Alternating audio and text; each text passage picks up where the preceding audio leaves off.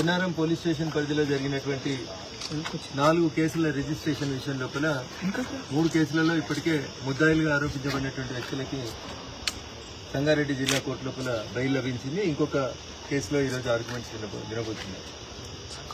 ఈ కేసుకు సంబంధించి నేను డే 1 నుంచి ఒక డిమాండ్ చేస్తూ వస్తున్నా జిల్లా పోలీస్ యంత్రాంగం.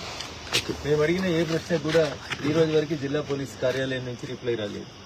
అసలు మదర్సాలో ఉన్న వాళ్ళు ఎవరు, వాళ్ళ మీద ఏమైనా విచారణ జరిపించినారా, ఆ విచారణలో ఏ రకమైనటువంటి నిజాలు తేలినాయి, ఎందుకు కిషన్ గంజ్ పేరిట బంగ్లాదేశీలు వచ్చి ఇక్కడ మదర్సా కట్టుకొని ఉన్నారనే విషయంలో ఈ రోజు దాకా జిల్లా ఎస్పీ గారు, జిల్లా కలెక్టర్ గారు మౌనాన్ని వీడట్లేదు.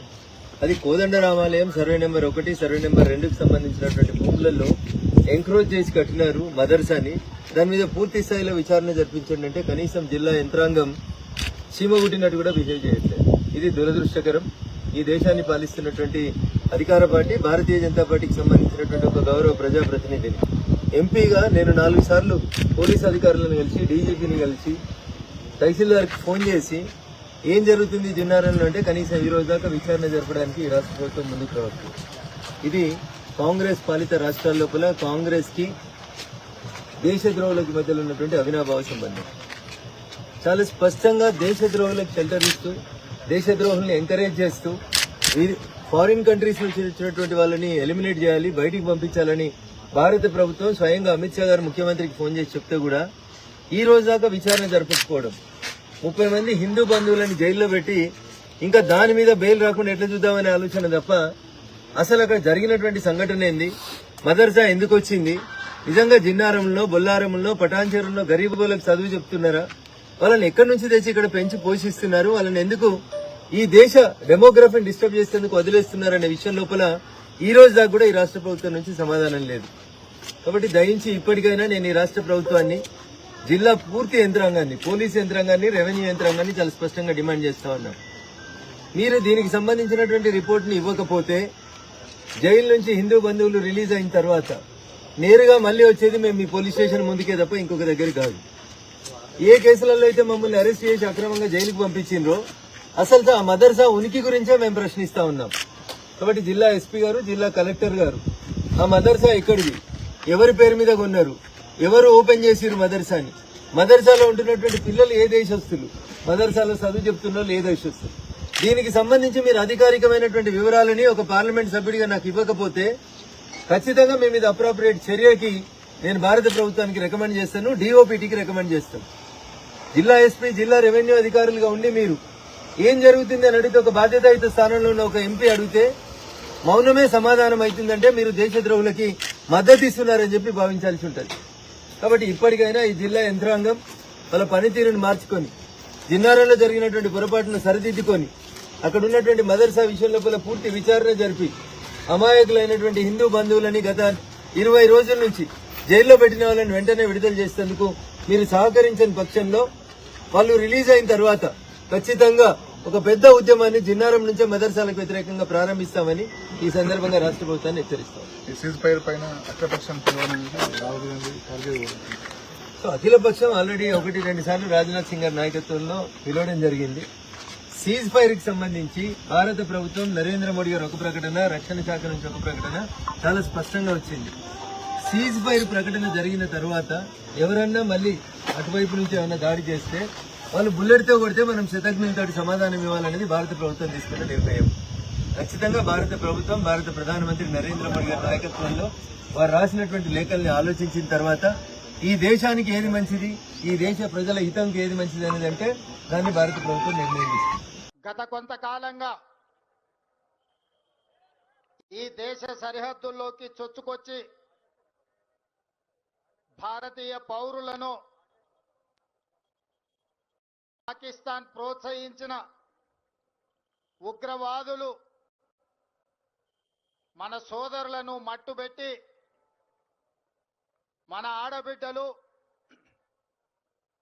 మన అమ్మలు, మన చెల్లెళ్ళ యొక్క నుదుటి సింధూరాన్ని ఈరోజు తుడిచివేసి అంతర్జాతీయ ముఖ చిత్రంలో భారతీయుల మీద ఉగ్రదాడి చేయగలుగుతామని ఉగ్రవాదులు విర్రవీగుతున్న సందర్భంలో రాజకీయాలకు అతీతంగా, పార్టీలు జెండాలు ఎజెండాలకు అతీతంగా 140 కోట్ల భారతీయులు అందరము ఒక్కటే.